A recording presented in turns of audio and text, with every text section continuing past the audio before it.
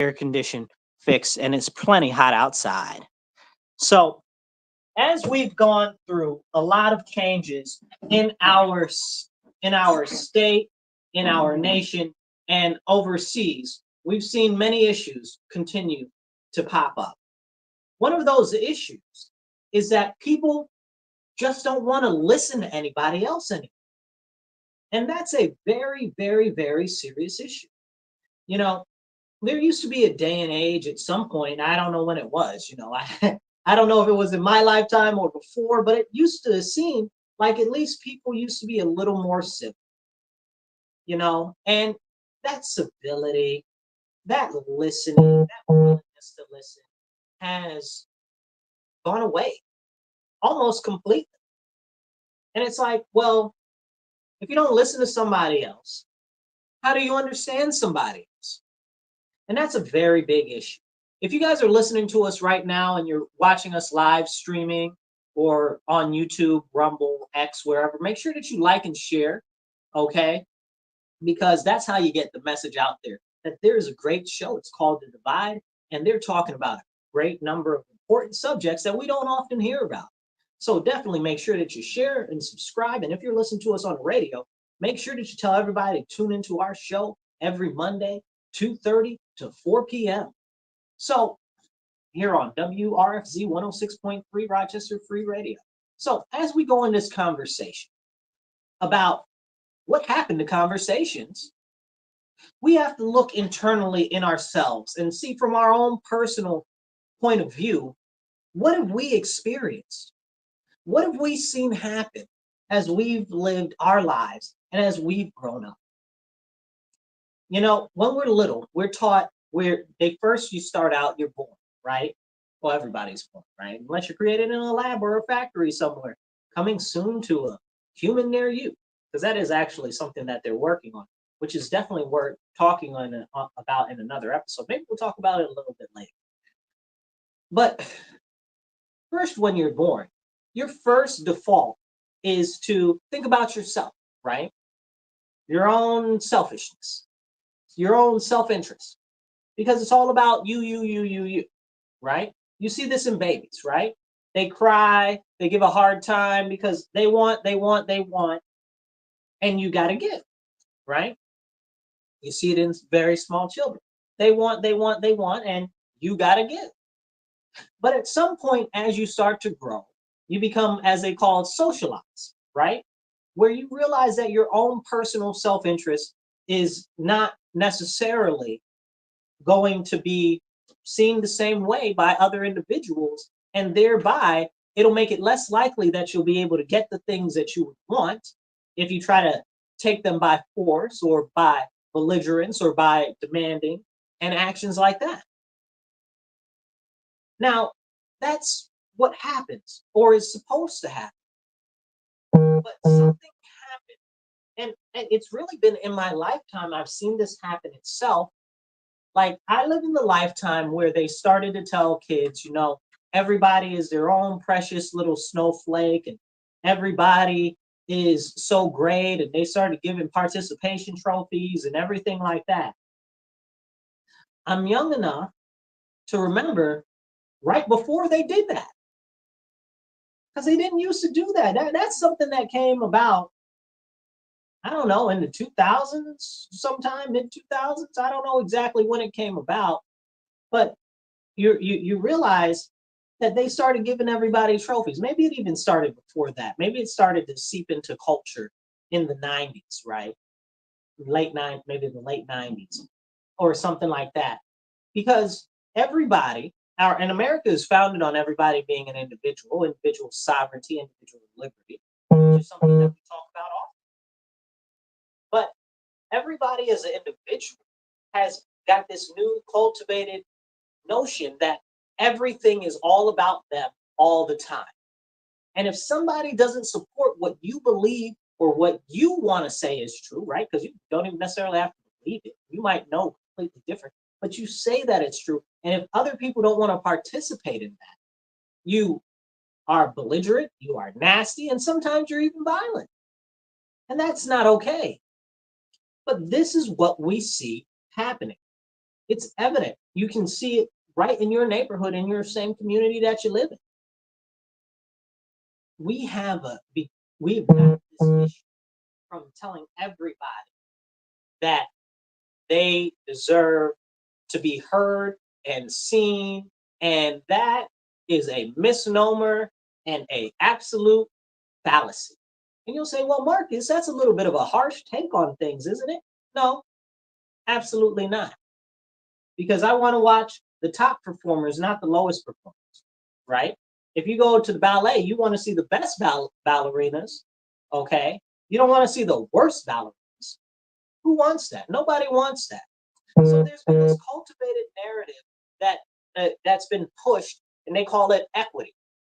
Well, you have to ask, what is equity? Equity is alive, basically, now, because they've tried to rebrand the definition of equity. Equity means that you have some stake in stuff, and now they're trying to make it mean something completely different. It means that now they're trying to say, oh, it means that people might not have started at the same place, but they should always end at the same place. Well, that sounds ridiculous. That sounds ridiculous. And I am an all roads lead to Rome type of a person, but that sounds ridiculous to me. Why would everybody possibly end at the same? If you don't work out and you don't exercise and you don't eat right, you're not going to end up with the physique of Mr. Olympia.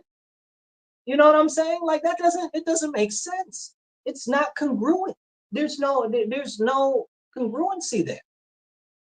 But we don't want to have that real serious conversation because everybody's been so baby.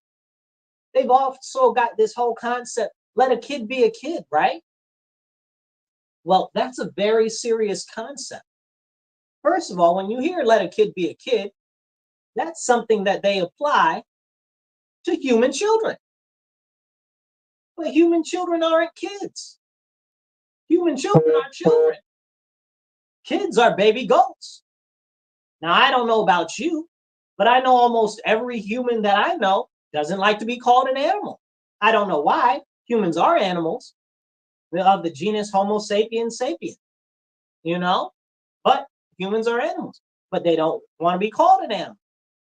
But if you don't want to be called an animal, why do you call small children, or like I like to say, small humans, why would you possibly call them kids?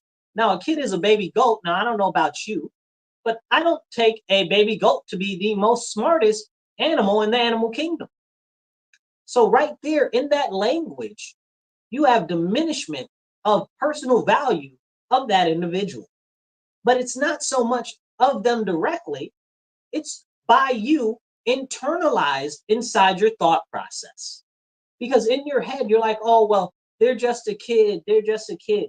Well, but a kid is a goat. A kid is a baby goat. What does a baby goat do? Act up, eat stuff, chew on stuff that it ain't got no business doing, run around crazy, do whatever it wants to do. That's what a baby goat is. Like, are we being serious? We want to attribute that type of behavior to human children, to small people? Why would you do that? Why would you make such an attribution? That's not a very good attribution at all. But again, it goes to the minimization of standards that people are being held to. So now you've got this concept of let a kid be a kid, right? So how does that end up impacting school and education and discipline and stuff like that? So whereas 13, 12, 13, 14, in that range is what you would traditionally have as an adult, okay? And people will say, well, Marcus, that's not an adult. Who says? Who says that's not an adult? And what makes an individual an adult, right? Is it the mindset? Is it the aptitude? Is it the ability? What exactly makes somebody an adult? Is it their body proportions and what their body does? What do we consider maturity? When you look up things that people consider to be maturity, usually when they say something is at maturity, it's done. It's done. Like there is nowhere to go after maturity except decline. You understand? So when we really think about definitions of words are very important. But the fact of the matter is, who decides what mature is? And again, is it a mindset? Is it a physicality? Is it a physiology? Where does this concept come from, and what do we really mean by it?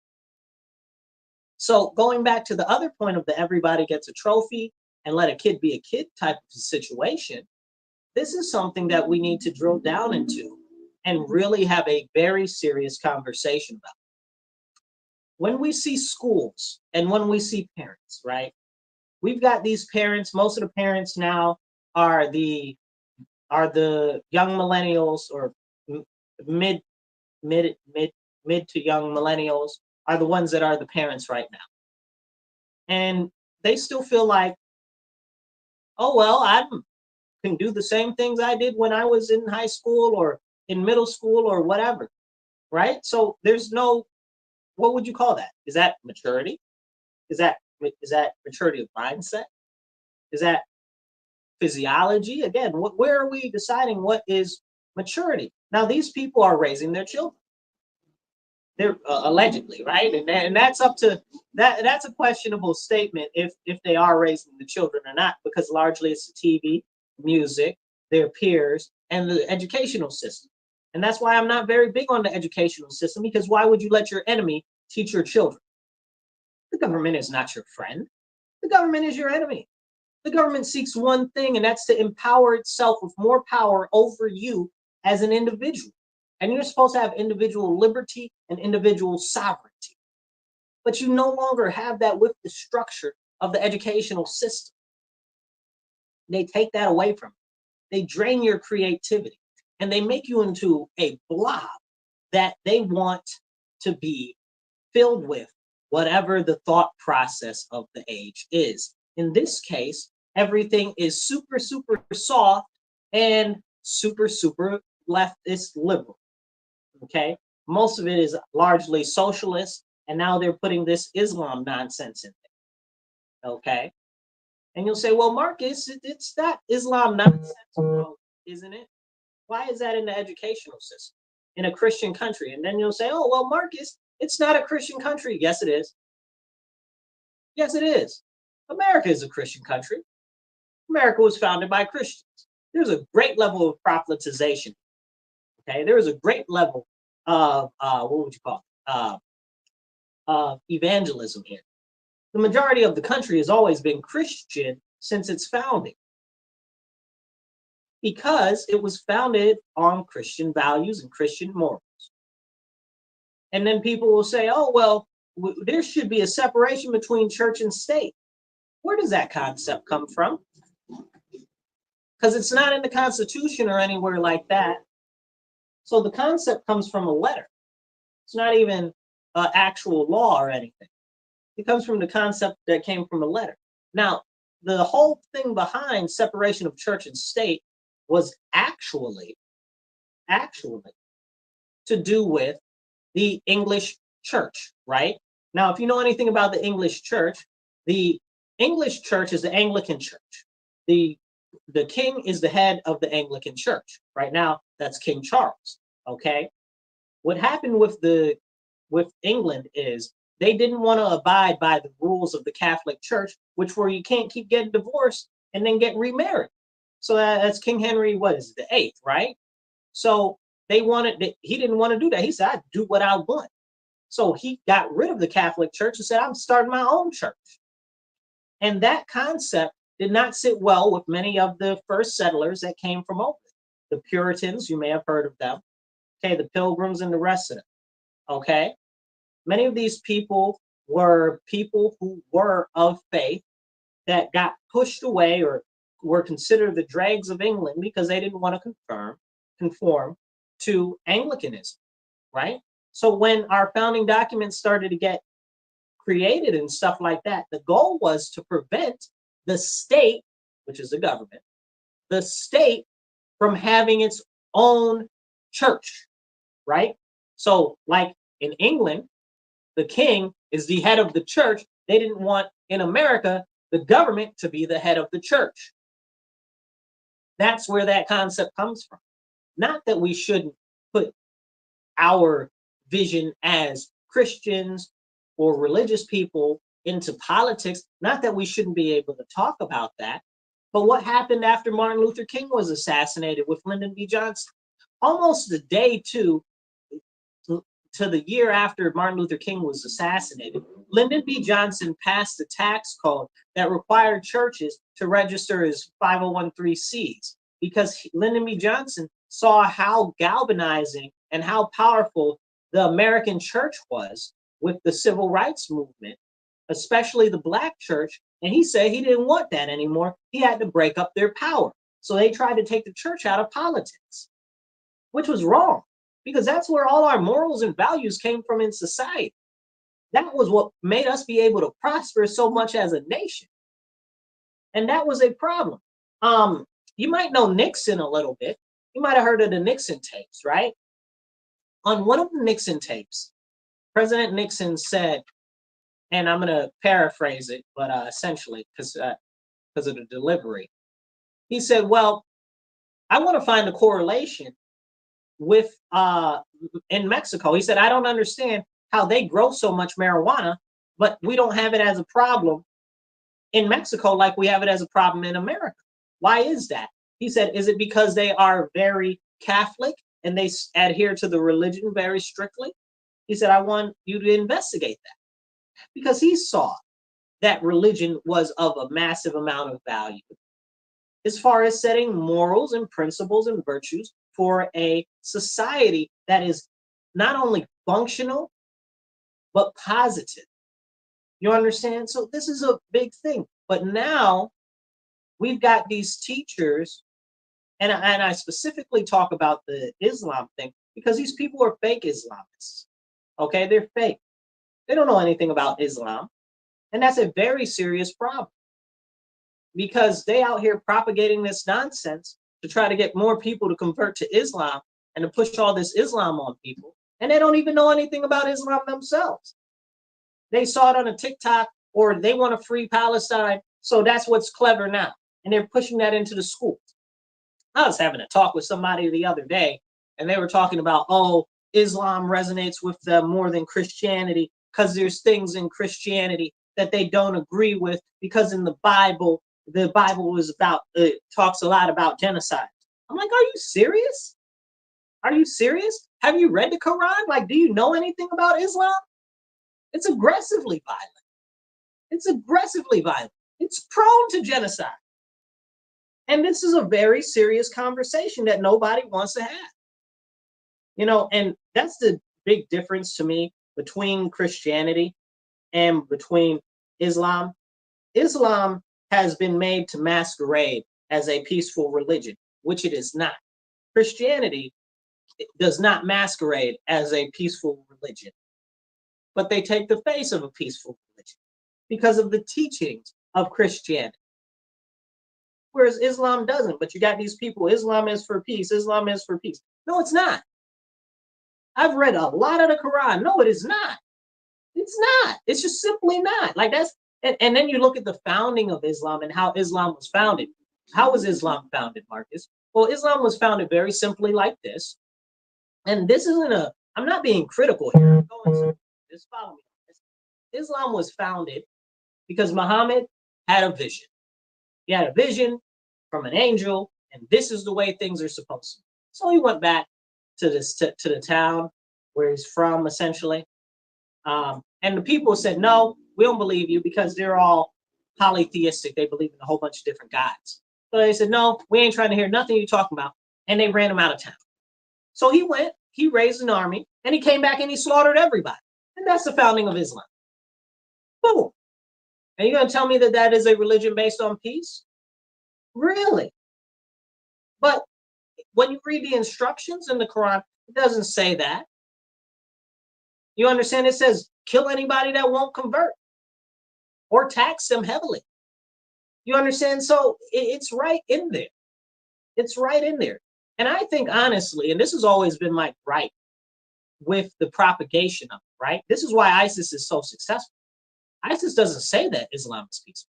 ISIS says that we can kill who we want and we can get rid of them, and that we can rape, maim, and pillage. That's what ISIS says. And that is a good advertisement. What do you mean I can get rid of my enemies? and I can take their stuff? What do you mean? That is awesome. That's why it's very appealing to other people. Why would you not want that? Right? And again, that goes to how they're pushing it. And you'll say, oh, well, that's extremist Islam. No, it's not. That's general Islam. They're just practicing it in a very aggressive way. You understand what I'm saying? Those are the basic foundational tenets as far as that type of activity goes. And other people are out here talking about, oh, it's all about peace. That's not really true. And again, I think that's the difference of where the selling points are. Like you say, Islam's full of peace. ISIS says it's not full of peace, and ISIS gets all the recruits and everything. That's why, because they honest, and people like that type of idea, that concept. I'm not mad. I think that it sounds like really kind of appealing as somebody that is like, wow, you know?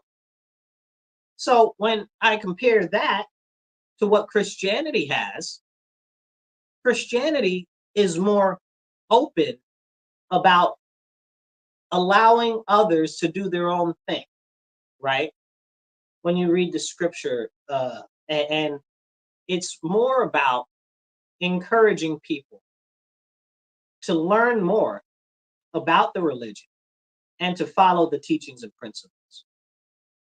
Okay? There's no forced conversion that's required by the Bible. That's just not in there. It's not. And this is something that we really have to have a conversation about, because these people are in there, they're trying to encourage the children on the TikTok, on the Facebook and stuff to go join Islam, and they don't even know about it. And then they support alphabetism. How you support alphabetism and talk about you Muslim? No, you don't. Then you're not a real Muslim, you're a fake Muslim. And that's my point, really. These people out here masquerading as fake Muslims, okay, don't know anything about Islam. Islam don't play that alphabet stuff. Like in Dearborn, Michigan, where when they got elected to the city council, overwhelmingly, they voted to take down all the pride flags. They don't like you. What do you want about it? And then you get mad and say, well, Christianity, it doesn't like that. Well, it doesn't like that behavior.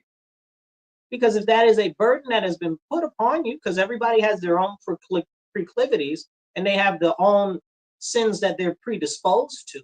Like maybe your sin is drunkenness, right? Like maybe that's your thing. Like maybe you have a tendency to be drunk. Maybe you have a tendency to be lecherous, right? Maybe you have a tendency to do any number of different things. You know, you can even just basically go through the 7 deadly sins, gluttony and stuff like that. America has a real problem with gluttony. That's a big issue. But you can go, everybody has their own proclivities, right? But we have to, as Christians, push back against them. That's the whole point of the religion. You understand? Which again is different from Islam, because Christianity is about denying yourself many things. You know, they said there's been people that have been not Christian, and then they go through and they read the Bible and they say, well, this must have been written by madmen, because why would you deny yourself all of these things and stuff like that? Well, that's the whole point of the religion and the concept of virtuousness as adhered to by the religion. It also talks about how we're not perfect as individuals and we need to keep growing towards the Lord. And that's the real powerful difference, is that we are supposed to continuously be working on being better humans, even if we have our own proclivities. Okay? And this is a very serious thing. So, contrary to what people want to say, yes, Christianity does say that homosexuality is against God. That is a very clear outlined thing. But Christians don't go around killing them. Muslims do. So if you're in a Muslim country, you're going to get murdered. But if you're in a Christian country, you're not going to get murdered. So you might want to think about these things before you push these things. Now, as I go back into the original part of the conversation, and if you're following, make sure that you like, share, and subscribe, especially share. Right now we're live. Make sure you share, make sure you comment, all of that good stuff. Now, as we go back to the original part of the conversation, I thought that this was important because we're going somewhere after this. But as we go back to the first part of the conversation, with everybody being their own special little snowflake, and let a kid be a kid when children aren't kids, okay, because kids are baby goats. We have to go back to what's being taught in the educational system, but not just the educational system. TikTok, the social media, Facebook, all of that stuff. What's on the news? What's on the music and stuff like that? Because that affects the peer groups that the kids are around. Kids, right? Baby goats, easily impressionable, not too bright things, right? That's what they call human children. So it's this concept, and honestly, I think it's a warped concept, that human children need to be coddled. Now, as we talk about these difference in religions, right? Now, the U.S., they'll say, is not a Christian nation as it is. It should be, for sure, 100%. That should be the official religion. Okay, I don't care what anybody has to say. I don't care. I do not care. Do not give me your gift or whatever you want to call it. I'm not with nothing that you're talking about. Oh, it should be secular. It shouldn't have anything. I don't care. I do not agree with you. Because you know why I don't agree with you? Because none of these Muslim countries give a flying monkeys on.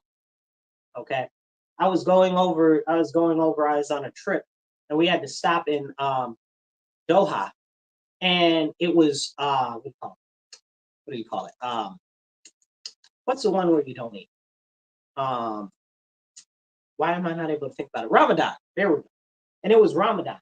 We're getting off the plane, and they're like, "Oh no, if you can't take any water off the plane or anything like that, because if you eat or drink off the plane, you'll get arrested."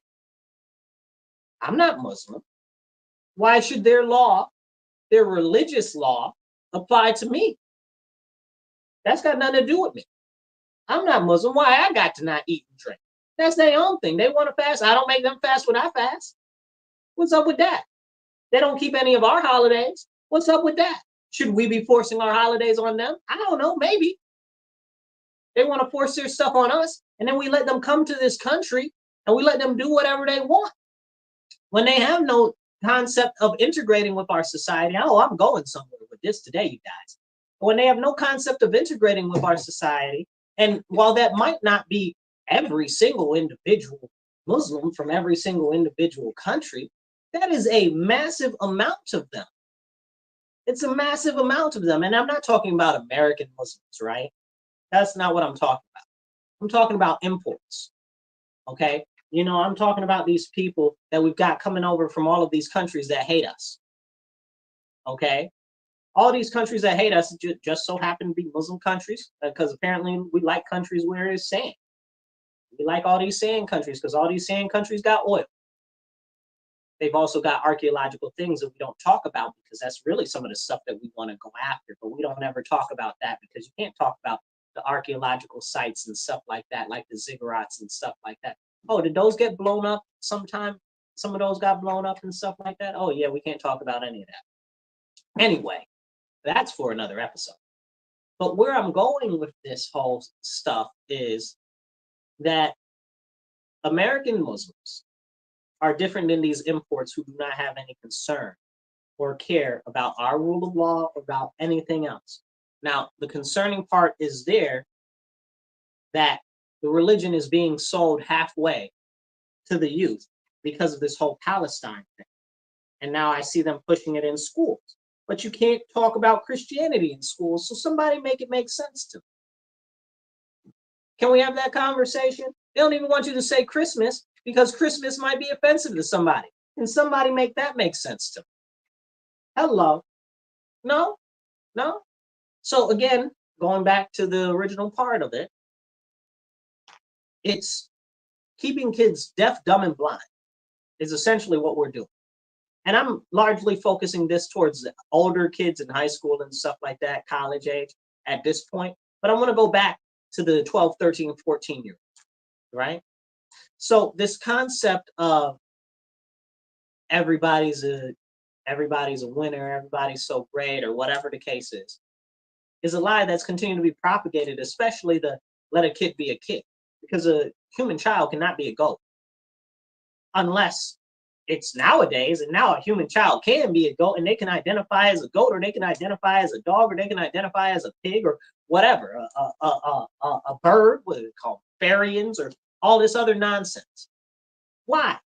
Because Christianity has been taken out of the mix. So now we got all these other nonsenses that is something that's okay. And it's frustrating, right? Because more so than that, on the children, when they push this, oh, let a kid be a kid situation, what are you really teaching them? If you go to one of these, and I'm going to go back again to see, because this is important, you go to one of these other countries, any country in the world, essentially, that's not one of the westernized countries, or even some Eastern European countries. When you're 12 or 13, you are like an adult. In Jewish culture, you got a bach mitzvah and a bar mitzvah around that time. My accent is not too good for my Hebrew, but I'm working on it. Y'all bear with me. Give me some time. Okay. But that's when they're considered to be an adult. But a 13-year-old over here is not as much of an adult as a 13-year-old, let's say, in, let's pick a country, Iran. Let's say Hungary. Okay. You know, as in one of these countries over there. Let's say even Argentina. Because we minimize them as individuals, but at the same time, we tell them that they're their own special little snowflake. So we're cultivating this ridiculous concept of individualism, of individual greatness, without actual production and forward momentum. There is no forward movement there. They are stunting the children. They are literally, by the definition, retarding the children. They are. Absolutely. That's what they're doing. They're preventing them from growth. That's the definition of retarded. Okay? That's what it is. That's what they're doing. But can we have that conversation? No? No, we can't have that conversation, even though it's a very important conversation to have. And if you're listening, I want you to make sure that you share, like, and subscribe.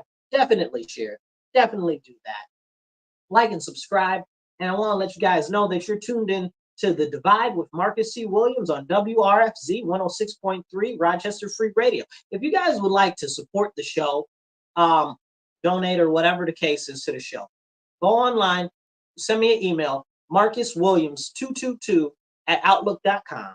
That's marcuswilliams222 at outlook.com. Okay? And say you want to help sponsor the show or support the show. Now, if you'd like to support my campaign for State Assembly, you can definitely do that too. Go to my website. You don't even have to be local. www.marcus4rochester.com. That's Marcus4rochester.com. All right. So as we get back into the limitation of the mental acumen of the children is a very, very discouraging situation, because we see how it impacts these young adults now, the young Gen Z, the young millennials. We see how they think and how they move. It's weird. Like, it's weird. And you say, well, Marcus, what do you mean it's weird? Not normal. But aside from that, I mean, it's westernized, what do you call it? Westernized industrial, rich, educated, democratic nations. It's that type of thought process that they have, the vast majority of them. Because it's not just in the US, it's something that's also being done in other countries like the UK and like other parts of Europe, like France. Well, France has always been like that. They don't even have an age of consent. Okay, they tried to make one a couple of years ago, but I don't even know if that went through. And that was after like an 11-year-old girl became pregnant and then couldn't carry the baby to term. That was a crazy situation because they didn't have an age of consent. And we're talking about in the modern age. We're talking about just a couple of years ago, like not like the 1950s. We're talking about just a couple of years ago. But again, that's the point that I'm getting to. That right there, that age of consent, right? That we in America have an age of consent. Why do we even have an age of consent? Because the concept is mental maturity, right? Again, what does that even mean? Because it's not physical maturity. Because the concept is when a young lady bleeds, that then she is a woman. right? That's the whole concept of that. You know, in Spanish culture, you've got quinceañeras still. That's 15. She's a woman. You understand? So where are we coming up with these ages for consensual intercourse? It's a very serious conversation we need to have when the schools and the education system and everything else is limiting the ability for the youth to understand what being an actual adult means, to understand what responsibility means, to understand what actually being a part of a family or being able to provide for a family is, and the responsibilities that go along with that. Heck, we can't even barely figure out what gender roles are anymore, right? And that's a big issue. That's why our society is falling to pieces. We've got women supposedly leading everything, and we know that women lead with their emotions. And that is a serious issue when it comes to raising boys. Men need their fathers. Girls need their fathers. We know statistically, okay, and this is a real thing. You go look it up. We know statistically that for greater chance of success in life and better production as an individual, you either need to be in a two-family home or you need to be in a father-only home. Neither of those are a single mother. Now, you might say, oh, well, Marcus, I'm a single mother and I'm so good and I'm so great. Maybe you are. Maybe we're not talking about you, right? But you would be an exception to the rule. Because the fact of the matter is now we have all of these fake thugs out here running around all emotional, wanting to shoot up and fight people and stab people and all types of stuff because they can't control their emotions. Because they can't control their emotions. Now we have over emotional females because they had no father in their life and they can't control their emotions either. And now you've been told that females can be men and men can be females and females can do whatever a man can do and men can do whatever a female can do and anything you can do, I can do better. It's all garbage and bogus. You've been lied to. Women can't do everything a man can do. Men can't do everything a woman can do. Otherwise, there would be no difference. But they're fastly trying to push this transgender nonsense on people, so much so that they've now said that there is no more LGBT, okay? That all of that falls under the concept of being trans. Now, hold on now. The concept of being trans is to rip and strip away the actual identity of sex and gender. That's that whole concept. Now, gay and lesbians, they specifically identify as people that like the same sex. So why are you're out here erasing them? And then saying, oh, everything is trans now? This is what's happening. But we can't have this conversation because nobody wants to have this conversation. And we, as a society, are doing a disservice to the children. And the children are the future, but if we're bringing them up wrong and we're minimizing them and we're legitimately, again, retarding the children, limiting their ability to grow mentally, okay, that's what's being done, okay? Because you're keeping them small. That's what you want to do. That's why they say let a kid be a kid, because you don't want them to grow up. And then you're like, oh, well, these kids don't know how to take care of their children or whatever the case is, because you never let them grow up. You never taught them what the responsibility was. You never showed them what it was important of a comprehensive household, of having a mother and a father in the household.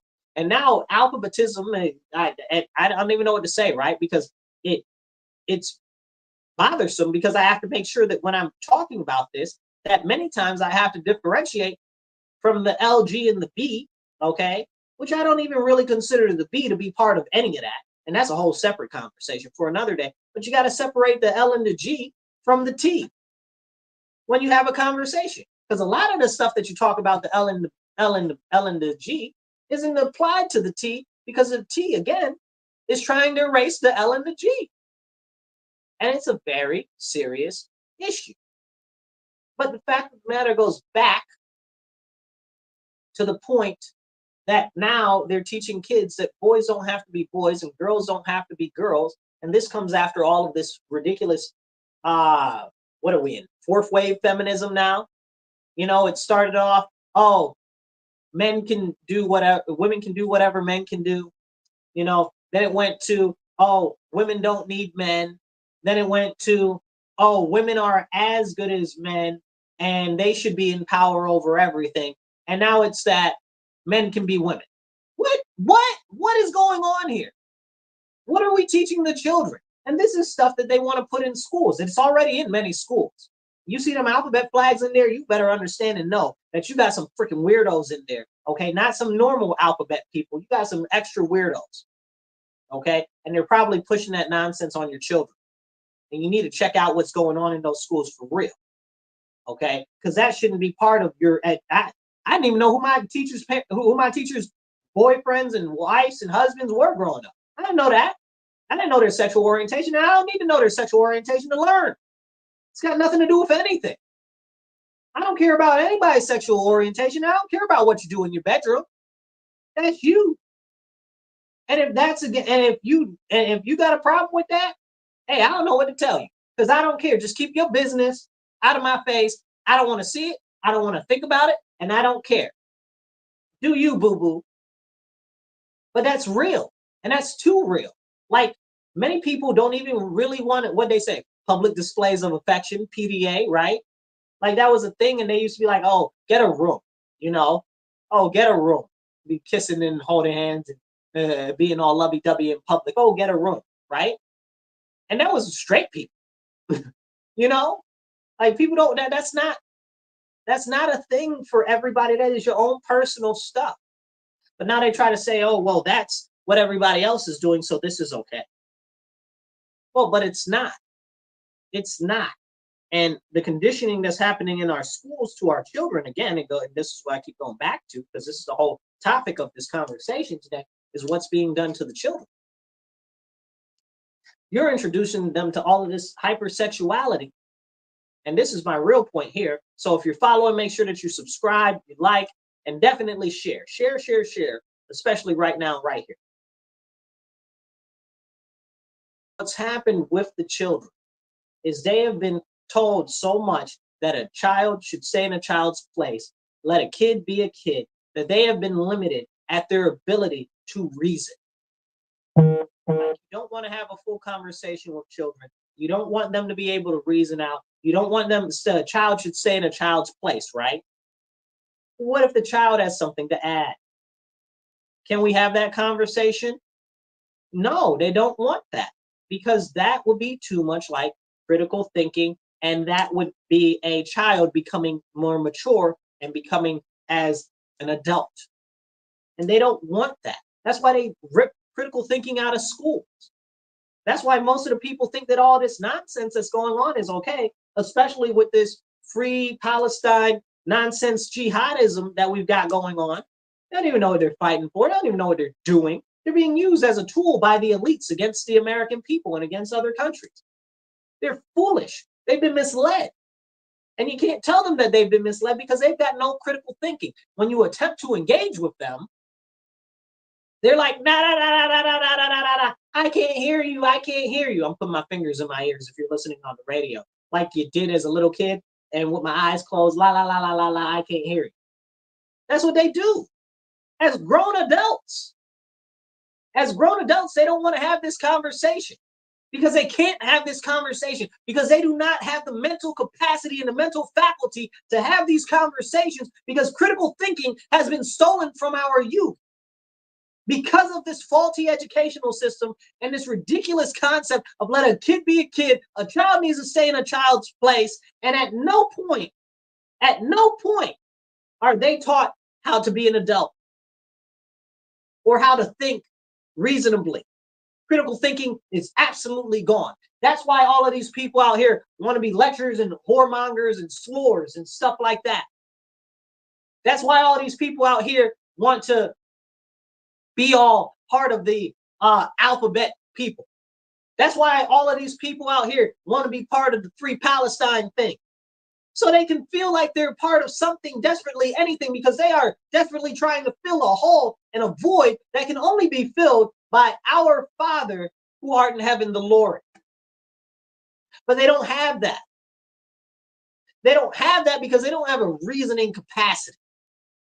And that's a real serious issue. You say, oh, well, Marcus, you talk about God too much. Why? Why is that too much? It's not my fault if you feel convicted that I speak about the Lord. That's an issue between you and the Lord, and you need to go read the Bible, because that's probably the Lord convicting you, and you feeling it, and you feeling that tug that you need to look into the Bible. And that's something between you and me, and you and me as a whole conversation that we can have. But you need to go check out the Lord, because he teaches you better than I can. It's all in the Bible. Go check it out. I hope that seed is planted, and may you water that seed.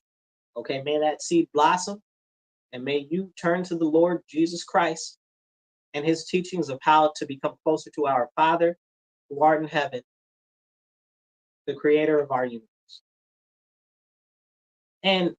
But going back to what I'm talking about, people trying to fill that hole, that void, and the critical reasoning and stuff like that.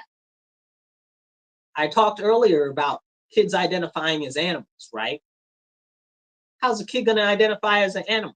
What level of capacity do you have to be thinking that you're an animal? Is that like the 3-year-old that says, when I grow up, I want to be a fire truck? Is that what that is? Can we have that conversation? Because you got 13, 14, 15, 16, 17-year-olds talking about I'm a bird. Now you got young adults, 23, 24, 25, talking about I'm a cat, I'm a dog. I'm about to go put you in the daggone kennel. Something wrong with you. You got mental health issues that we can't even address, because now they're telling you that these people with these mental health issues that want you to go along with their psychosis, that you should go along with their psychosis. And if you don't go along with their psychosis, you're wrong. I'm not wrong that they don't have the critical thinking skills to understand that as a human, you can't be a dog. What are you, retarded? Oh, wait. Yes, they are retarded, because the educational system has made sure that they are retarded, because they have limited their ability to grow mentally. It is a purposeful retardation. And people get offended by that word retard, right? Because they say, oh, well, it's a derogatory term. It's to who? To who? Who is it? Who is it a derogatory term to? This is with all this emotionalness that comes from all these women, okay? And you know that the women are just being manipulated by their emotions, and ain't nobody gonna like this. Somebody gonna feel some type of way about this. I'm sure somebody feel about some type of way about this show right now. Whatever you feel, make sure that you comment. Okay, I love to hear your comments. But here's the deal: they are manipulating all of the women because they know that they're emotional, because they've limited their ability to critical think. Now they're even more so emotional, because they've cultivated this brainwashing concept of that, oh, women don't need a man, women don't need a man, okay? Women are just as equal as men, okay? Women are better than men, right? Now we're going even further. Women are better than men. And now they don't even know what a woman is. It's disgusting. It makes me want to spit.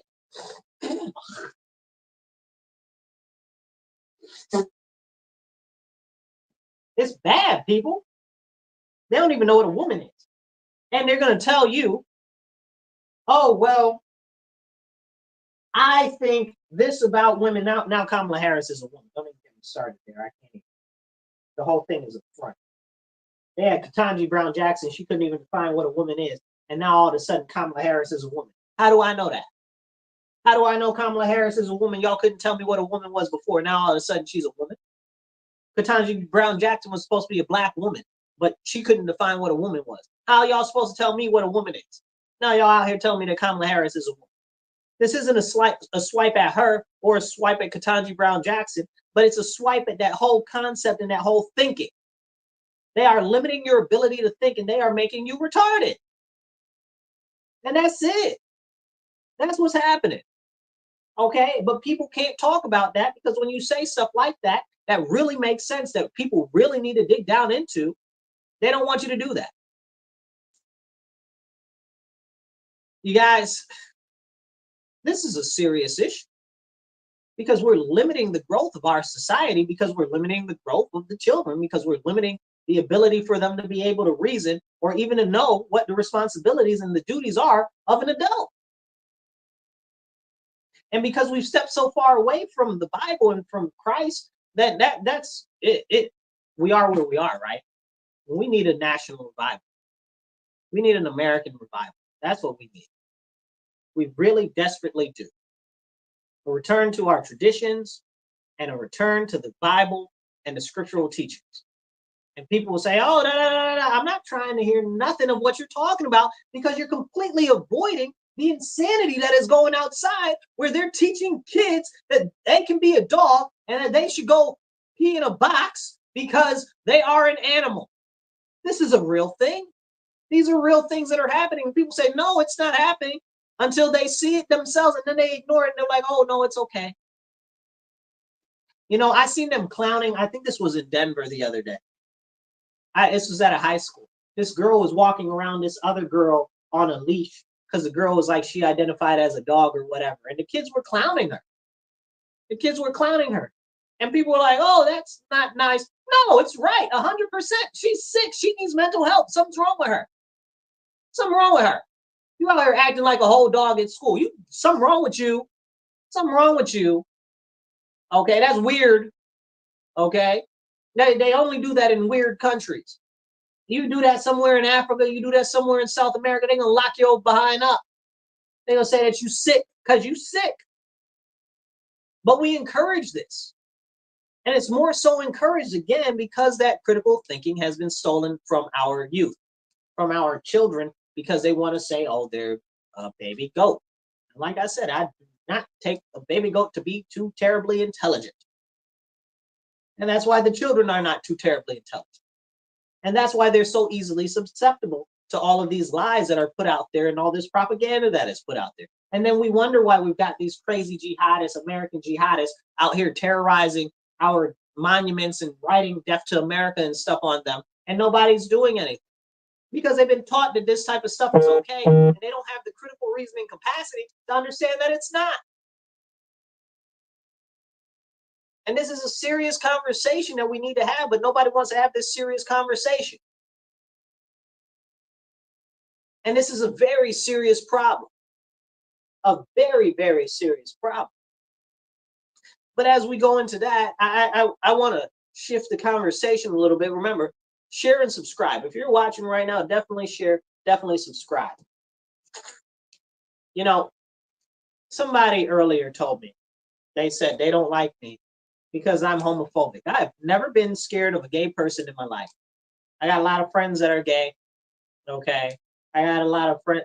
Do I have to separate gay and lesbians? You know, because that's all one thing. You know, it all used to be homosexual. Now you got to make sure you differentiate, and maybe they're non-binary and all this other nonsense. I don't go past that. It's homosexual. All that other stuff is nonsense. Okay. Demisexual, pansexual, trans, what non-gender confirmed. I'm not with that. I'm not with that. Just because you want to be psychotic and have a psychosis does not mean that I have to participate in your psychosis, and I'm not about to do it. It's not about to happen. It's not about to happen.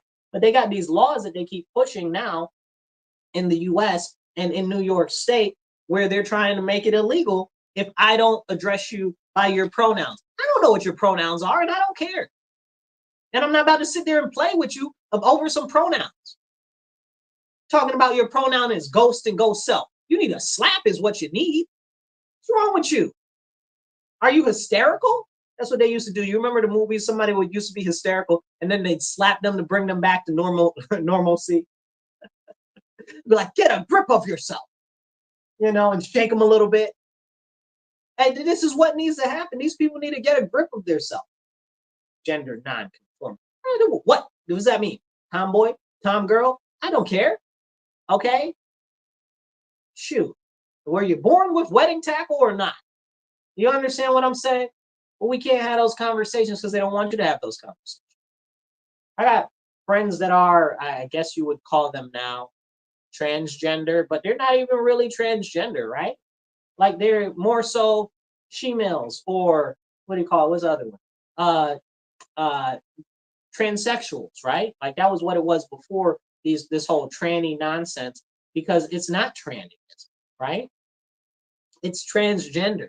It's gone to a completely different narrative. They've just co-opted that identity, and now they're saying that boys should cut off their boy parts and be a girl, and a girl should cut off their girl parts or manipulate their girl parts and be a boy.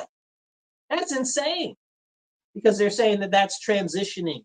right? That's transitioning. So because it says transitioning, that's why they want to call it trans. But that's not the same thing as people that would consider themselves females or transsexuals, stuff like that.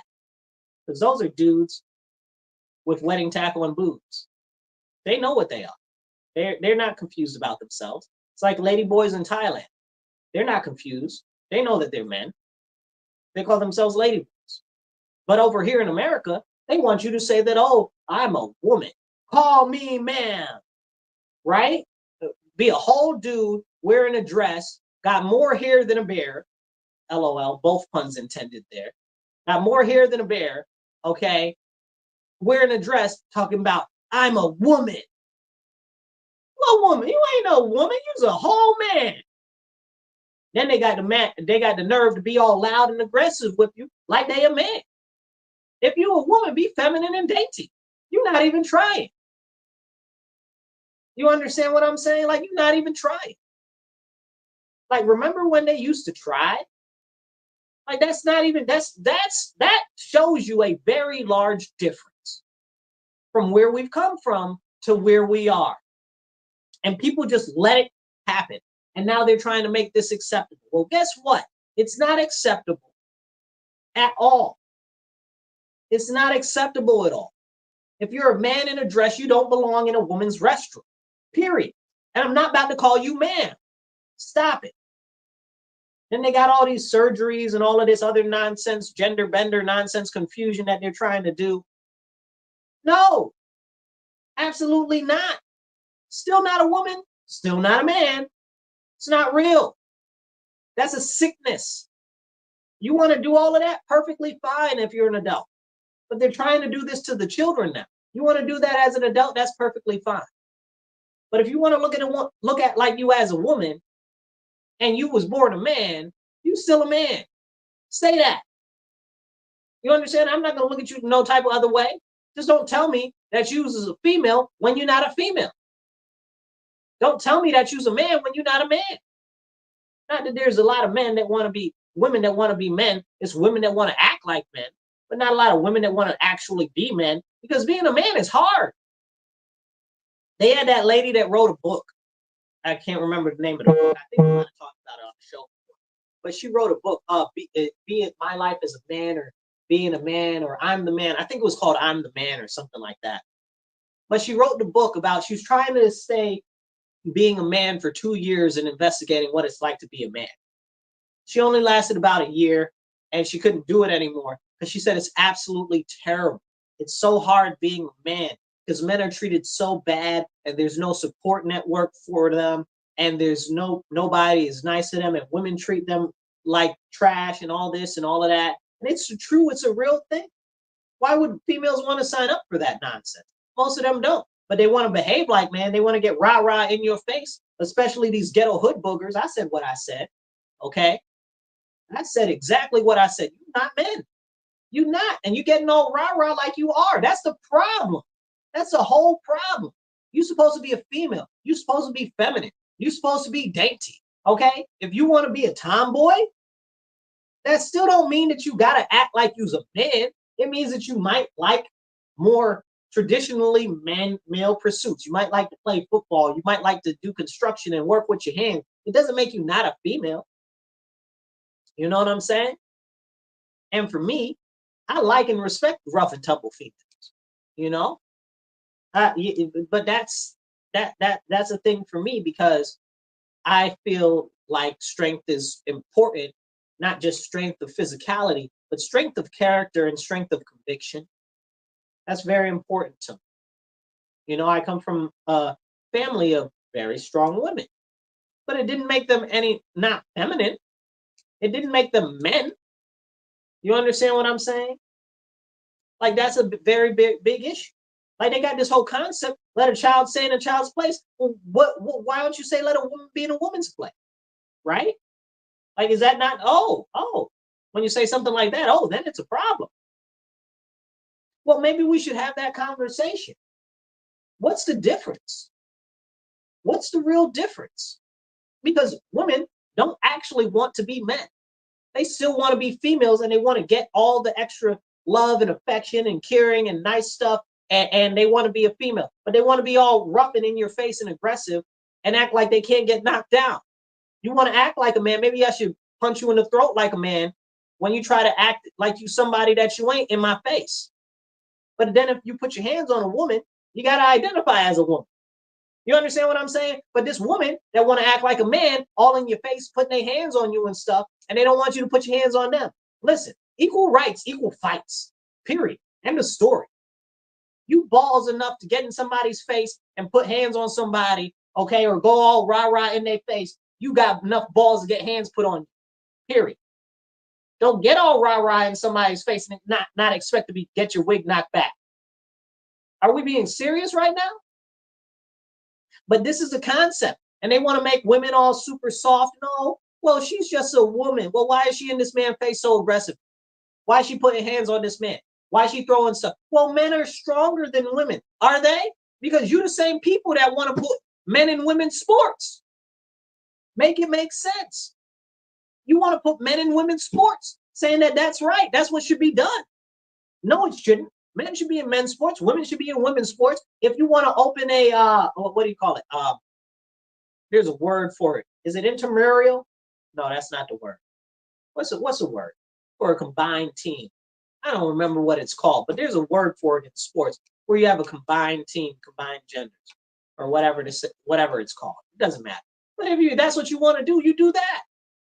But the women shouldn't be on a men's team, and the men shouldn't be on a women's team. Men's are going to dominate in the women's all the time. We've gone so far with this ridiculous nonsense and thought process that now men are the best women. Somebody make it make sense. Like, wasn't it all, down with the patriarchy and everything? Well, it looks like the patriarchy won that because now men are the best women.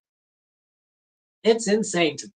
But this is because of the education that is being taught to the children. What's being pumped inside the children's head. And they have no critical thinking or reasoning ability because it wasn't taught to them in school or by their parents. And so now they believe all of this stuff is normal. It's not normal. It's a sickness. There is a massive sickness all across the Western world. All across the Western world, especially America. And we try to export it to other countries. If you don't want to go get around with the alphabet agenda, then we're not going to give you any money. Why they got to go with the alphabet agenda? That's not in their culture. That ain't got nothing to do with them. You want that in your country, you keep that in your country. But the problem is, and again, this goes back to them trying to erase the lesbians and the gay people, the gay men. They're trying to erase them and say, oh, now all of that is trans. Do you see that they're slowly moving to get rid of you completely? Like, you guys need to stand up against that insanity. That's what they're doing. Because they want to make it so nobody has to be any gender or anything, because at the end of the day, the whole goal is now they're pushing this IVF, right? Now, we haven't heard much for years about IVF, right? Now, this is going to be interesting facts. I'm going to give you some interesting facts. So to start off, the number one export in America is blood. That's our number one export in America is blood. Makes you want to think twice about going to give blood, because your question is, where is that blood going? Clearly not in this country if it's the largest export. And somehow it's the largest export that we have, but we never have any blood. We always have a blood shortage. How is that possible if it's our number one export? How about we stop exporting the blood? Hello. Oy. Okay. Now they've even made the rules less hard, so you can donate blood. You can have all of these. You used to not be able to if you had like HIV and AIDS and all this other nonsense. And now they want your blood too. No, listen, I'm going to tell you right now, if they ever need to give me a transfusion and it is not of my own blood or not from somebody that I say is okay, please don't let them give it to me. I don't want it. I would prefer to go the way of the dodo and not exist anymore, because I do not want anybody else's blood inside. Period. I don't trust it. I don't know where they got it from. I don't know what they put in it. I don't know what was in it to begin with. And I don't trust none of it. Period. End of story. And this is real serious, especially with them starting to put these mRNA shots and stuff in people that actually works to modify the genes and stuff like that, because that's how they work. It's gene modification. And I don't want that, not because it's gene modification, but because I don't want a company that does that to later on say that they own me, because they have their genes that they have, what do you call it? Patented inside my body. I don't want none of that. You're like, oh, Marcus, that wouldn't happen. It happens with food. It happens with food and GMO crops. Do you know if you have corn? Okay, if you have corn and your corn is heirloom corn, and there's a farm with GMO corn right next to yours, and the GMO corn cross pollinates your corn, that they can come and confiscate all your corn. And it's happened. It's happened. India had a big issue with that, and Facebook was a part of that, and so was Bill Gates. And that's a whole big thing. Go look it up. That's a real thing. Who's that lady? That lady that fought back against that so hard. What is her name? Oh my goodness, I'm not able to think of her name. But there's this Indian lady that fought against that really hard. I'm not able to remember her name right now. I apologize. That would be a good thing for you guys to look up. But anyway, you look that up, you'll probably find her. Varagata Shiva or something like that, maybe. I don't know, something like that. Sounds about right. Anyway, but they can take your food because it got cross-pollinated by their GMO products. So why wouldn't they be able to do that with DNA, having their modifications in it that they've patented? Why wouldn't they be able to do that?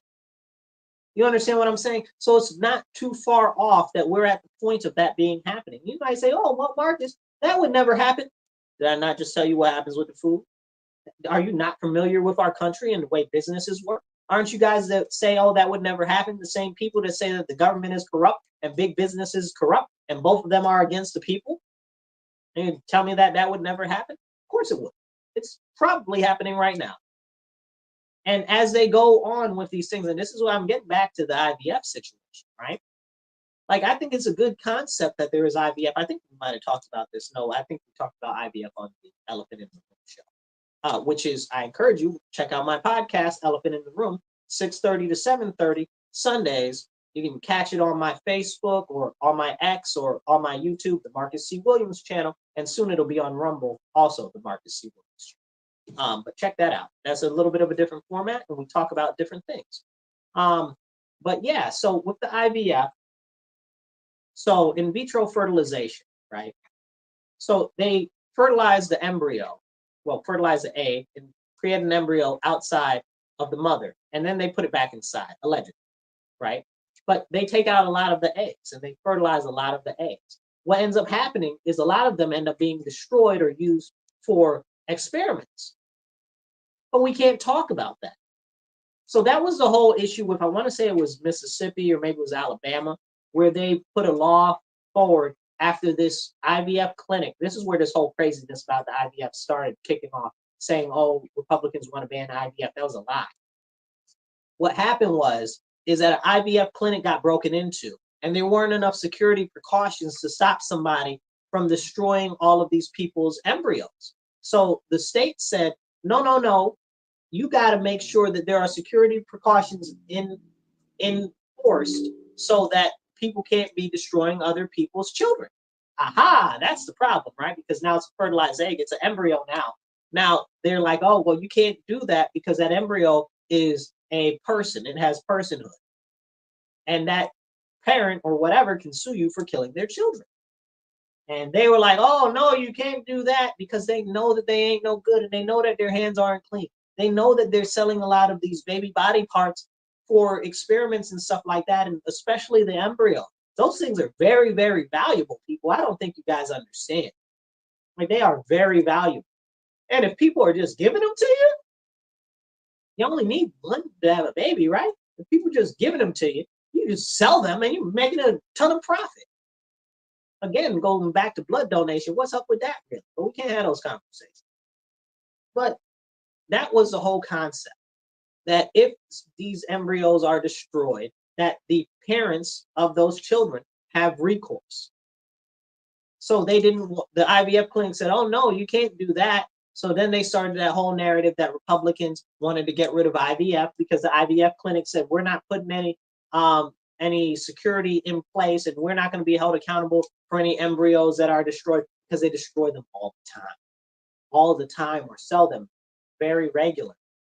And they're not right, guys. And that's where that whole concept came from. They're not trying to outlaw IVF. They want to make it so that the parents have recourse if their embryos, their children, unborn children, are destroyed, as they should have such a recourse. Why would you not want that recourse available to them? Do you hate parents? Do you hate people that are trying to get IVF? Why would you not want them to be able to sue somebody for destroying their embryos? Why wouldn't you want that? Are you a monster? Question mark. So if you really understood what's really going on, you'd be more concerned. Now that we're talking about that, we need to have a conversation on these giant gestation farms that they're building. They're working on building all of these artificial wombs and stuff like you might see in the movies to grow children en masse. There's a plant that's actually sponsored by Israel, that's by an Israel firm, that's being built in New Jersey to grow embryos en masse into children without actual parents, with artificial wombs or whatever you want to call it. I don't know what you call it. In stasis, maybe? I don't know. There's got to be a better word to explain what it is. But just think of like a pod that they're growing the baby in. You know, think of it if you've seen something like that in a movie, right? So, and they're starting this. This is a business. This is a business. It's going to be a massive, massive business. What they're trying to do is they're trying to make it so that's the only way to have children. You know, it started with the CRISPR and the gene editing of children, and this is just the next step. This is just the next step. You know, what's his name? What's that guy's name? Oh my goodness. Jamaroni, or whatever that guy's name is. Oh my God, he had that song. I wish I had my other phone so I could look it up. Virtual Insanity. Go look that song up. Go look that song up, because that's exactly what we're living in. I feel like that song came out in like 98 or something like that. And everything that he's singing about in that song, Virtual Insanity, is exactly what is happening. I wish I had my other phone so I could look at the lyrics to read it to you. That song is crazy, but that's what's happening. You know, it's not nature's way, like he says in the song. It's not nature's way. And it's crazy, because this is being propagated as normalcy, and it's being woven into the fabric of society, because they don't want you to have children naturally, because they want to be able to control the children. Y'all got to wake up. You don't got to wake up, right? Like, the message is for the people that are willing to listen and willing to hear, but you got to wake up. You got to wake up. There are much more serious things at risk right here, right now, that we're not talking about at all. Kind of like how Tim Walz doesn't want to talk about the 6 hostages that were found dead over in Israel. He don't want to talk about that. He ran away from the cameras when they asked him about that the day before yesterday. That's crazy. Where's Harris talking on these issues? She didn't say one thing. Not a nip, not a bub, not a beep. We got our hostages over there in Israel right now. Nobody's trying to do anything about it. Don't ask me what to do about it. I'd turn that place to a whole pile of rubble to get my people back, and I wouldn't have cared what Israel had to say about it. Okay? Because they got my people. So they got our people. We need to go in there, okay? Like the heaven divers, right? Like, not the hell divers, right? But we need to go in there full force and get our people back. They don't want to give our people back, turn it to a parking lot. You understand what I'm saying? Honestly, I gotta be honest. I don't think that any of the hostages, the rest of them, I don't think they're alive. That's a big conversation. But the other conversation is most of them aren't even being held by Hamas or anything like that, because there's a bunch of other little smaller groups that are in there that were part of that crazy raid. But we can't even talk about that, because everything is so Hamas. Even these crazy American jihadists don't even understand what the heck's going on over there. So it's frustrating. It gets really, really frustrating with everything that's going on. When I see our elected officials, this lady talking about she want to be the president, she's the vice president right now, won't do anything for our people who have been kidnapped. We got problems. I don't care what you feel about a peace treaty or a ceasefire or a 2-state solution. I don't care about none of that.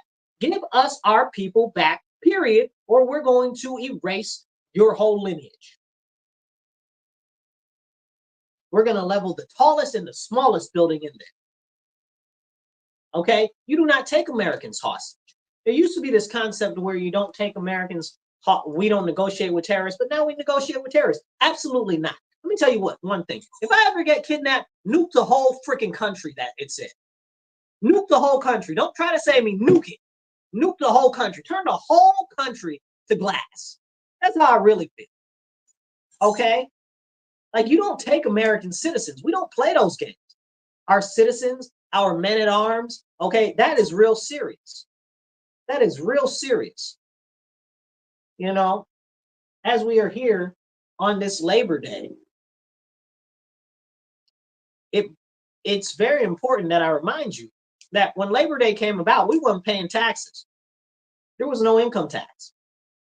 If the government wanted money, they had to levy bonds, and people had to buy the bonds, and the government had to pay them back. We didn't used to have taxes when Labor Day came, okay? But now we got taxes, income tax. Government charging too much.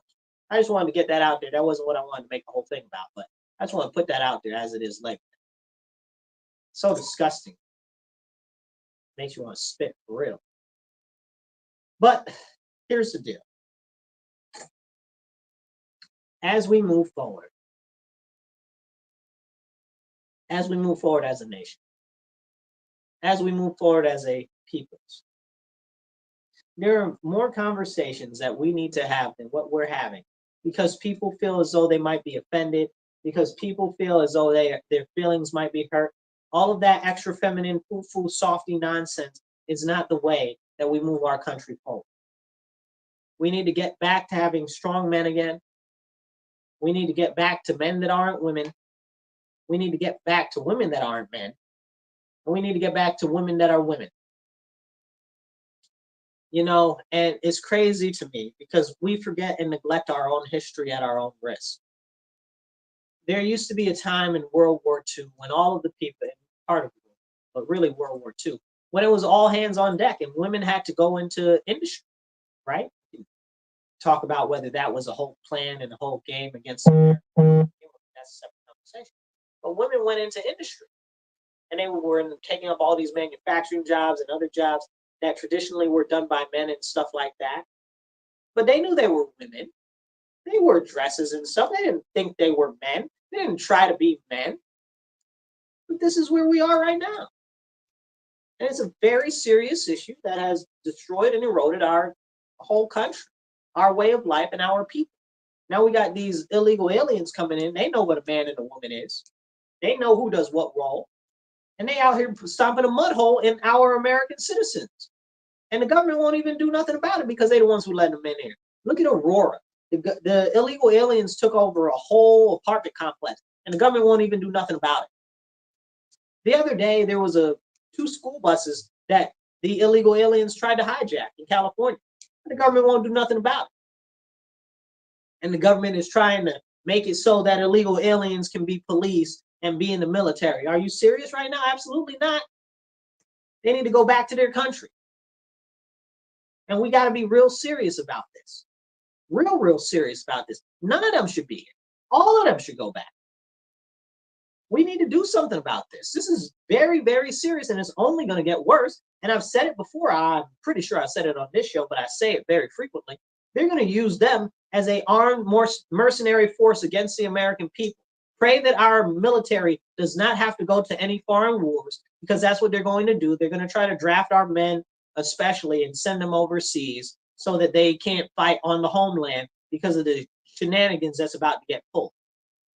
I promise you, as I speak and as you listen, share this message with everybody. As I speak and as you listen, okay, they are going to use these illegal aliens as a mercenary force against the American people. That's why they are funding their life. That's why they are paying for their housing. That's why they are paying for their food, so that they become indentured to the government, okay, and dependent on the government. And two things are going to come out of this. They'll use them as a mercenary force against the American people, and they'll also use them as a tool of crime to destabilize our cities. This is what's happening. We're seeing it right now. You guys got to wake up. You got to wake up. It's a much larger game at play than what we are actually seeing.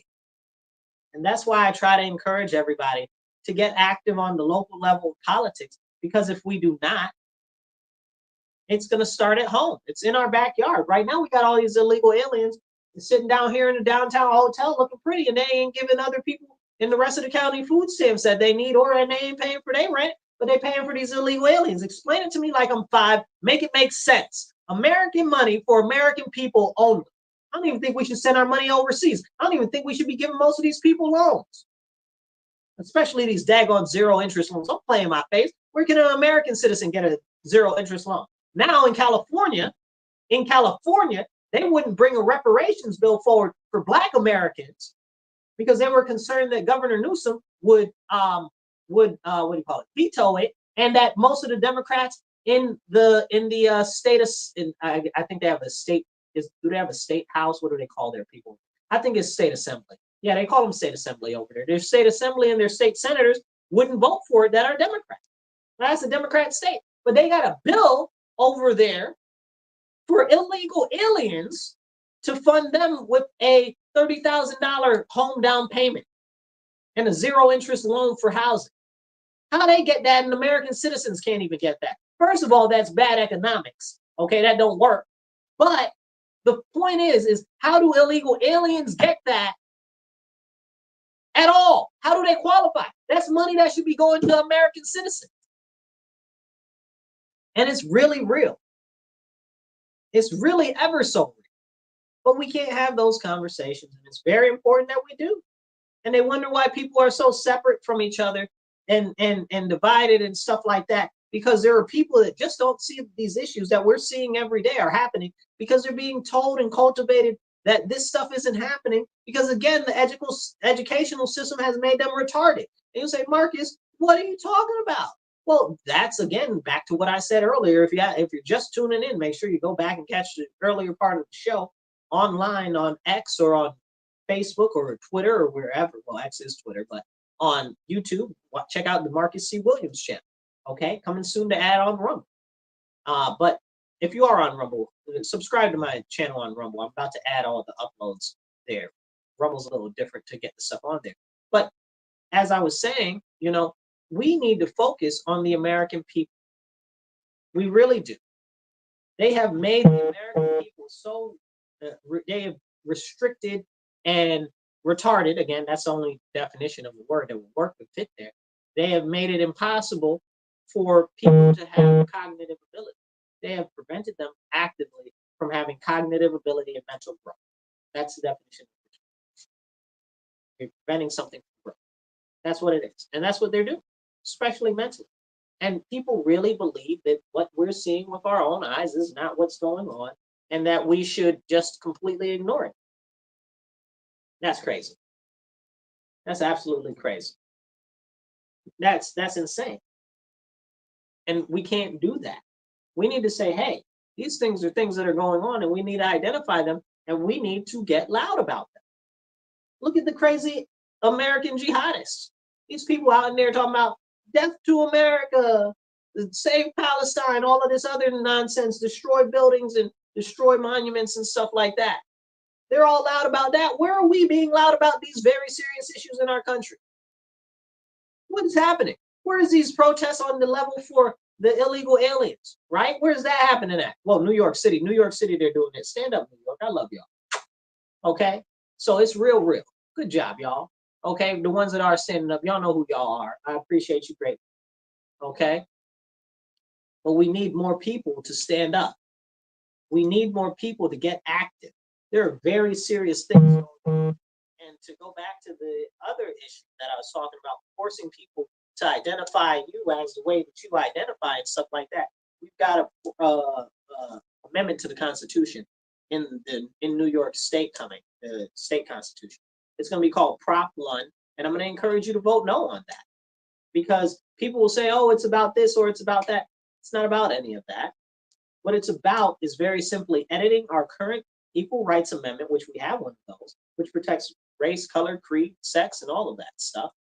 But they're trying to add in things like no discrimination against gender, which goes back to the first part of my conversation, where now, what is the actual age of consent? If you can consent to anything at any age and you can't discriminate on age, how can you have an age of consent? And that's a very serious issue to me. not just because there wouldn't be you couldn't have an age of consent, but because the youth would not be able to cognitively understand to consent to something like that, because you've made it so they have no critical thinking, because you've made them retarded. You've retarded them. That's what you've done. You've prevented them from having the mental growth and the mental capacity to even say, yes, I would like to engage with sex or not. They don't have the cognitive ability to do that. So essentially, to me personally, for the majority of the youth, that is malicious malintent and rape. So as they're going down this path, it's a very serious problem, because that opens the door for that. It also opens the door for men to be on women's sports teams. That's scary. Okay, and men to be in women's bathrooms and stuff like that. That's a serious problem. Could you imagine if you've got a daughter and she's going in the park to go to the public restroom, and she's in the girls' room, and there's this giant 46-year-old man, okay, that is in there with her? You wouldn't like that. That's weird. That's weird. That's weird. And not to say anything aside from that, it's unsafe. And we know that they've been trying to kidnap little girls and little boys like that. And it's happened. We've got records of it. We need to have that conversation, but people don't want to have that conversation. But it's very important that we talk about these things openly and seriously. Because if we don't, then they'll never actually get addressed. Like I said, this is all part of Prop 1 that they're trying to push into our Constitution. It's going to be on the back of the ballot when you go vote this year in New York State. If you're in New York State, vote no. Okay, and it also does other things. People say, oh, well, it's for reproductive rights. No, it's not. We have New York State laws that already enshrine abortion and all of that. And we're not even going to talk about the lies that you use to say that abortion is reproductive rights, because that's not what it is. That's a whole separate conversation. But if that's what you want to say that it is, that's not about abortion, because it's already codified in law. Abortion isn't going anywhere. You can't get it to go anywhere, because it's not something that anybody has a taste for in New York State. But we should have a conversation about late-term abortion in New York State, because you shouldn't be able to kill a baby up to birth. That is a very serious problem. That is a very, very serious problem.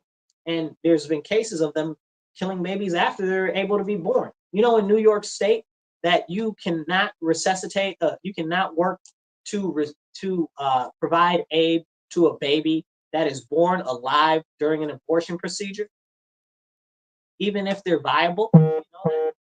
But we can't have those conversations. But this goes back to this ridiculous constitutional amendment they're trying to do. It's got nothing to do with abortion. Abortion is already in our laws. It's not going anywhere.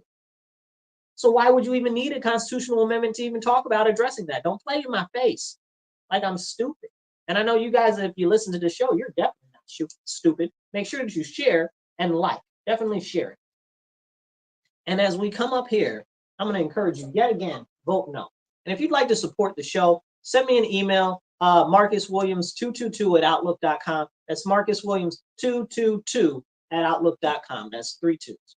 And if you'd like to support the show, if you'd like to pitch in or whatever, and if you'd like to donate to my campaign for state assembly so I can work on some of the crazy laws that are going on in New York State, definitely donate to my campaign, www.marcusforrochester.com. That's Marcus, the number 4, Rochester.com. I really appreciate all you guys tuning in today.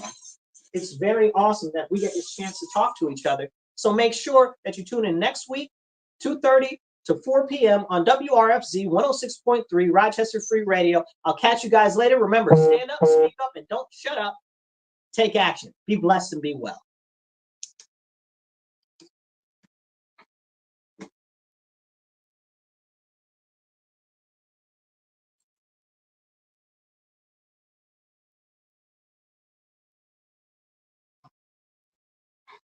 Catch you guys later.